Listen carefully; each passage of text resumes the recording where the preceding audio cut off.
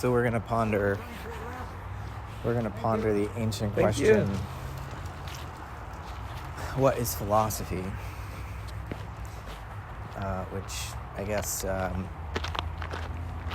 very word originates with Pythagoras and Plato, the ancient Greek tradition, and I guess Pythagoras came up with philosophy, love of wisdom, and Plato was the first to use the term philosopher. I think that's right? As like that. someone who does philosophy. So we mean this specific term, this word. Philosophia. What is it? And there's so many interesting ways into that question. I think putting it in the context of human being is important. I mean, obviously, we're the beings that philosophize, and so there seems to be some intrinsic relationship between the two. The human as the logical animal, the animal concerned with or possessed by logos, desperate to understand amidst a mystery that, at least at first, cannot be comprehended. And Aristotle said philosophy begins in wonder, and Whitehead adds that it ends in wonder too. So maybe philosophy's not knowledge, right? It's love of wisdom. It's the path, and it's endless, so we don't come to comprehend at the end. Yeah, it's like living. It's a way of living. And dying. Well, yeah. Philosophy's learning to die. It's one of my favorite lines. But I think also to Phaedo. Awaken to one's immortality.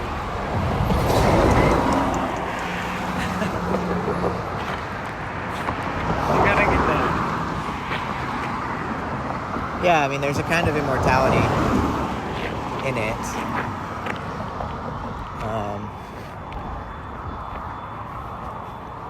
But there's also a way in which it's like philosophy is... Part of what philosophy is learning to die, engaging with the question of death, one's finitude and mortality, not necessarily as the end, but I think we should... Initiation, maybe. Yeah. I think we have to kind of be careful about the way that we talk about that, because for the ancient people, talking about, learning to die didn't mean the same thing as it does for people today. Yeah. Philosophy isn't the same thing today as it was for the ancients. But you could say maybe you disagree or agree that there's continuity. Oh, I hope so. Yeah. And that's another aspect of philosophy, is anamnesis. The process of remembering what has been forgotten. And in our day and age, I think the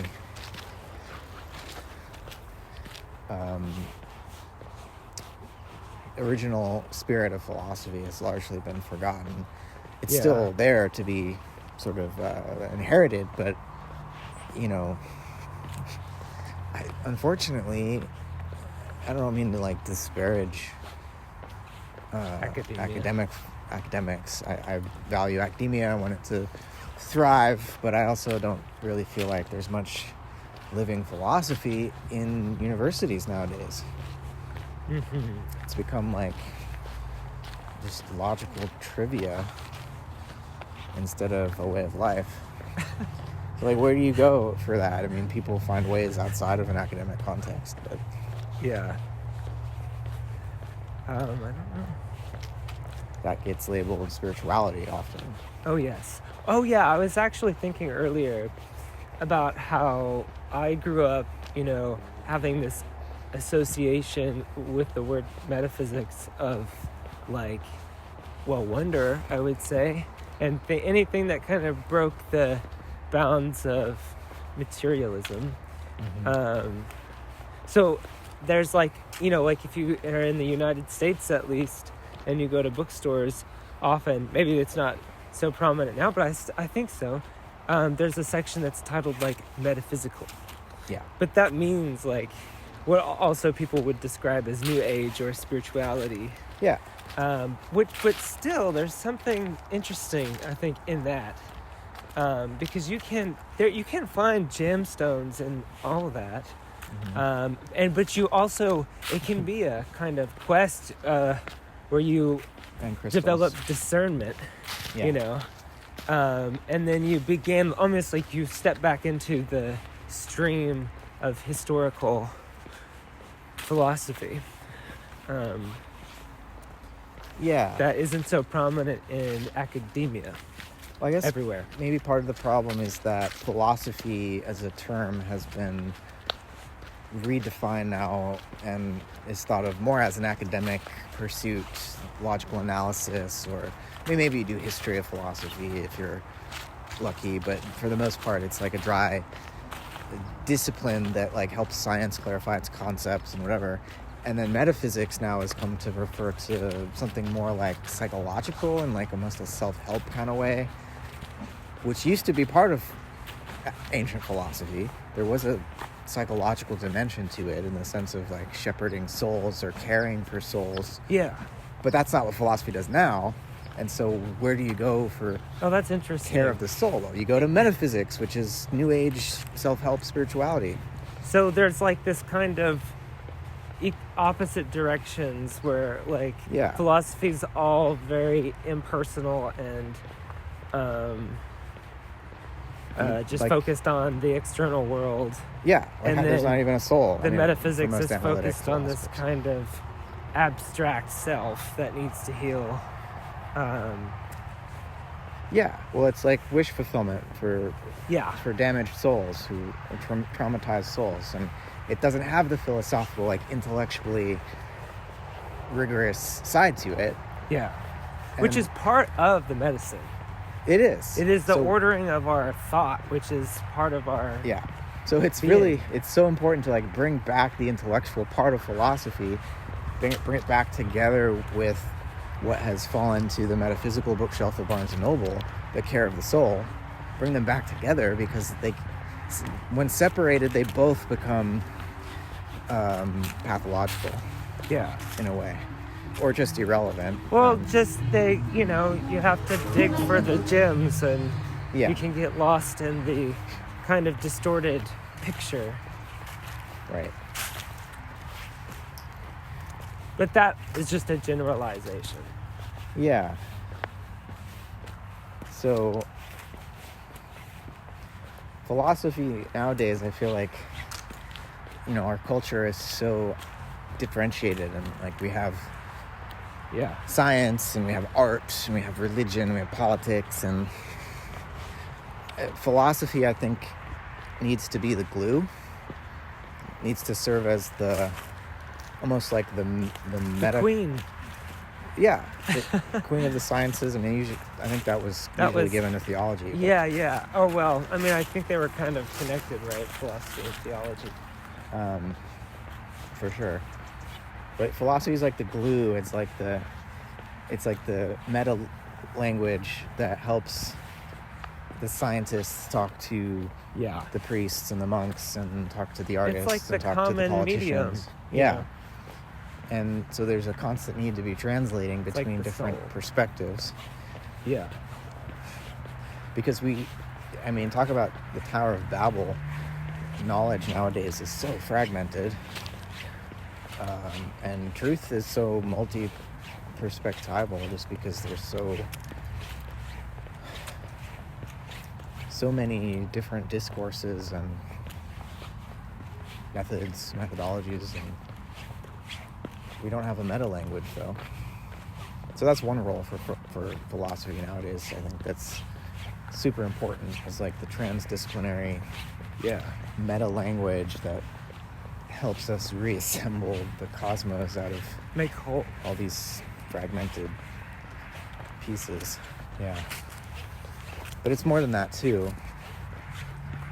Because like we were saying earlier, there's an initiatory dimension to it. Yes.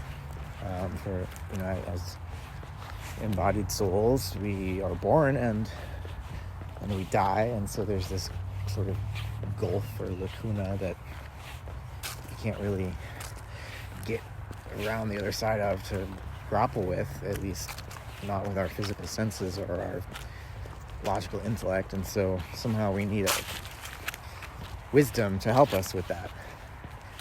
And so that's like the initiatory side of philosophy that that's hard to come by nowadays. Probably.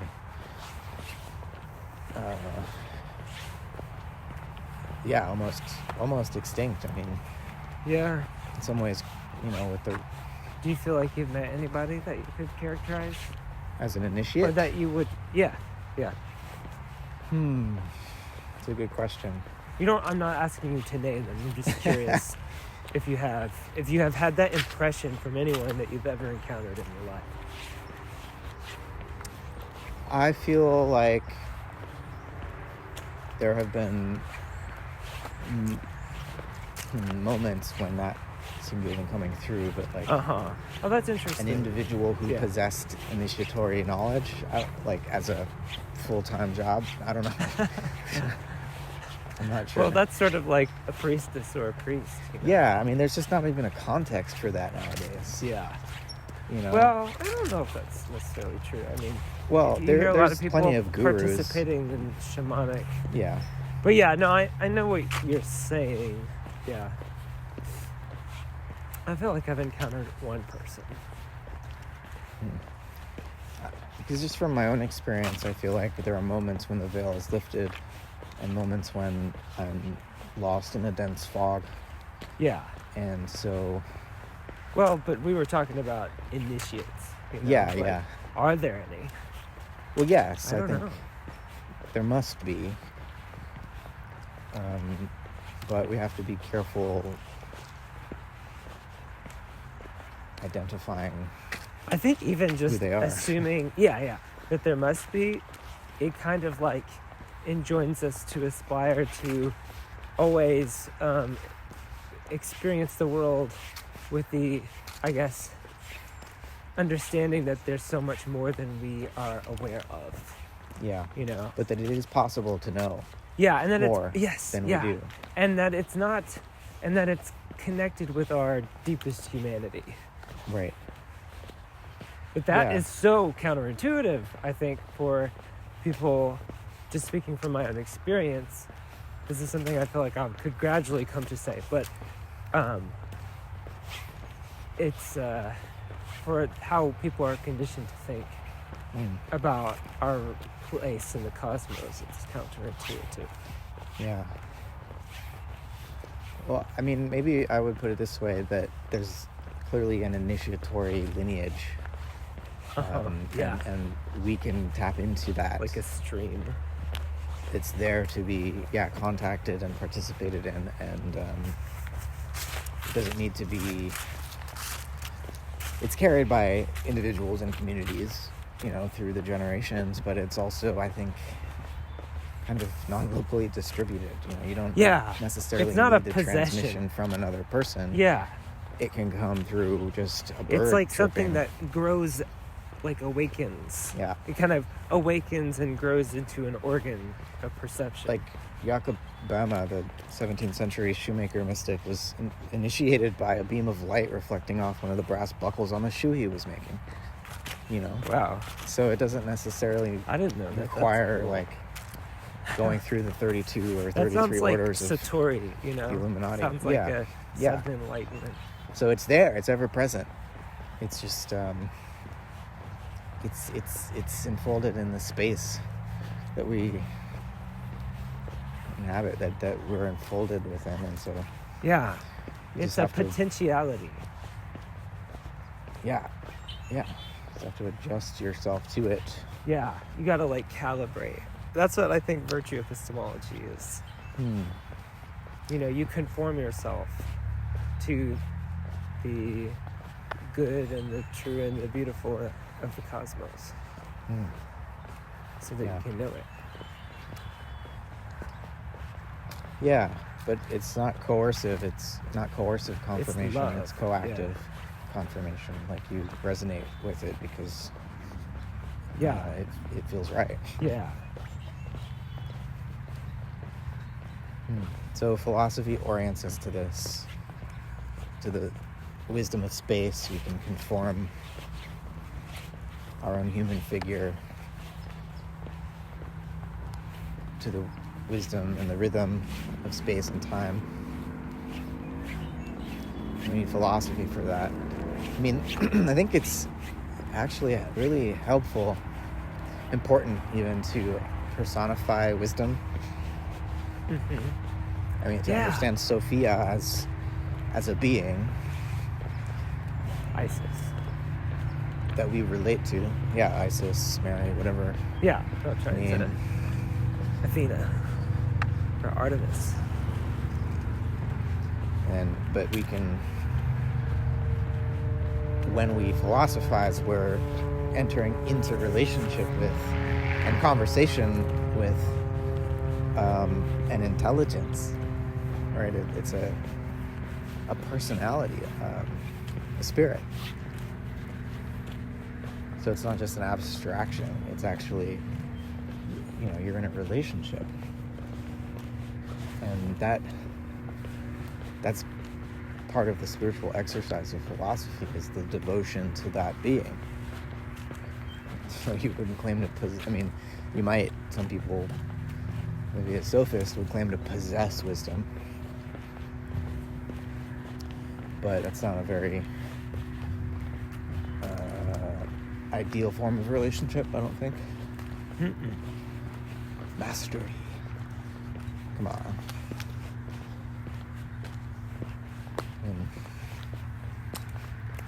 science nowadays seems more like the pursuit of mastery. Yeah. And tinkering. Yeah, that's... Well, yeah, because it just assumes that it's separate from the world. Right. And I think we need more philosophically informed science that would see knowing as a relationship, depending on how you orient to nature or whatever the beings or processes are that you're trying to know. Depending on how you orient towards them, they're going to show a certain face to you and turn another face away. So there's always a virtue ethic in the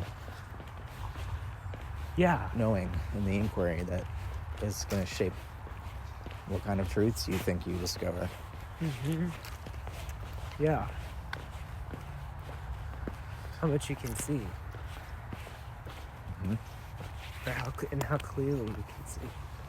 How much and what you can see, and it's quantitative and qualitative, and also why. Like, what's the purpose of inquiry? Yeah. Technoscience says, oh, well, it's mastery, it's power. Yeah. But it's more about like survival and a kind of immortality. Like, it's a false immortality.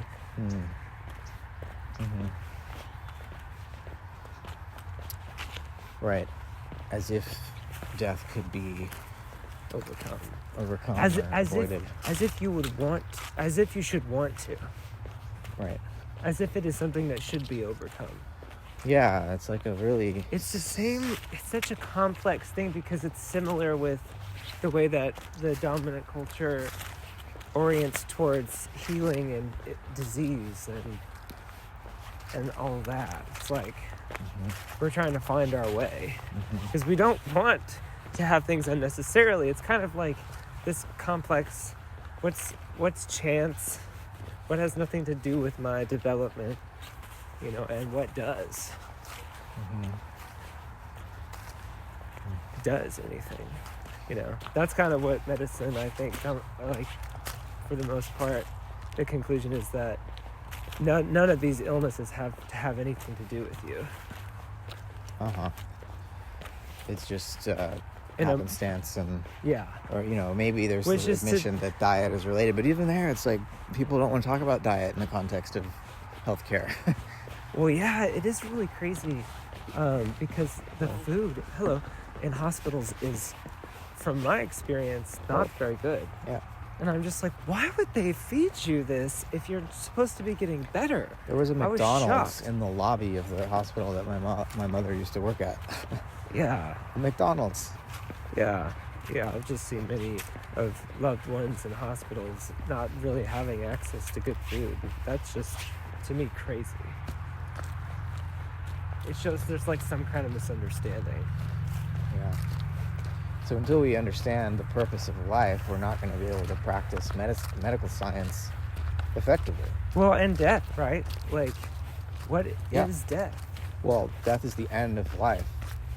Like the purpose of life. It's found in or through death. Through the initiation into that mystery. You know that Maya Deren quote where she says, just for anyone who obviously hasn't read it, she almost died in a hospital and then had a kind of near-death experience and had this confirmation of her intuition that life is more primary or fundamental than death, because she felt more alive when she was dead. Yeah. So science needs philosophy. What do you think would be some philosophical contributions to art? I mean, it's particularly like the art scene in the contemporary age. I think if artists knew that art, and if they, I don't know, really believed it, that art was like a kind of mediumship with the spiritual world, then it would be undertaken with much more responsibility and reverence.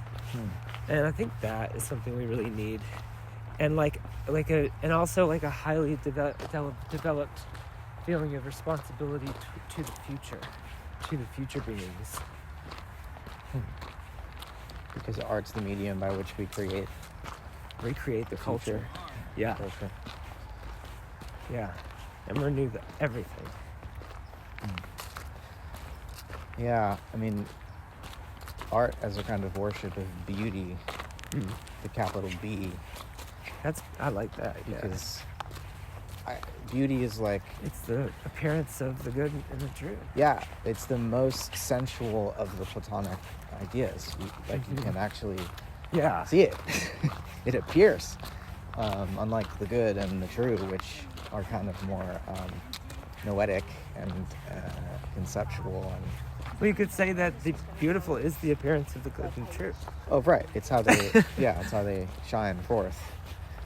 And you need both goodness and truth there for beauty to radiate. Yeah, that's an interesting thing, that kind of question about semblance and beauty and all that. I don't think art should lead with the moral or epistemic, values. It's those are distinct, but when the artist does achieve beauty in whatever form, goodness and truth sort of come along for the ride, but I'm just trying to say that when art is pursued for like if there's a political message and that's what the artist starts with, and then they're like, how do I say this? And the art's just totally, that's not art, propaganda or something. Totally. Well, that's why I think connecting with the spiritual world sort of short circuits that. Yeah. Or art that's just representational, of nature, like a scientific drawing of a flower or something. Okay, that's a scientific neat, but illustration. We want art to do something else. Yeah. To go beyond what if you bring your goals in with can a sense of obligation, so you're more likely to have a they're doing a philosophy of life talk, I'm pretty sure. Yeah, life coach. So what about religion? Oh. What could philosophy, and I'm talking about contemporary religion, which is vast, obviously, but get people practicing. Give renew the practitioner. What does that mean? Well, I think so many people experience religion today. Anyone who's actually religious, because a lot of people aren't, they experience it passively, but there could be a renewal of this more active relationship, creative relationship, which I think a lot of people are seeking in, what is called the New Age. Passively, like, they just believe and do what the pastor says, basically, or passively, like, Sort of. they're not, because a lot of people do the rituals. Some of them might even sing and do that Well, stuff. I wouldn't say that that's necessarily active. So what would active look like active religious life? Because I mean, I think it of would be fundamentalist activists who they take their beliefs very seriously, and they're like trying to make the world conform to what they believe is true, and so that's not what you mean. No. I mean like inner activity. That's what I mean. Mm-hmm. So like there's some kind of wow, look at that. Yeah. Cultivation of the inner life. Cultivation of the inner organs of knowing to commune with the I mean, that's divinity. faith as an act or an activity, I think, rather than belief, which is more fixed. Yeah, and, faith is like attached this to something. active relationship. Right. And so just not mistaking. I mean, it's really a distinction between idolatry and Living the divine. communion. Beliefs and dogmas can easily become crutches or weapons that we wield against the threat of others. What did you just describe? Clutches, weapons, Crutches. also cages. Yep. Cages. Yeah. So philosophy can help keep our religious life, help keep our religion alive. And in touch with the source of it, rather than passively regurgitating dogmas. Yeah.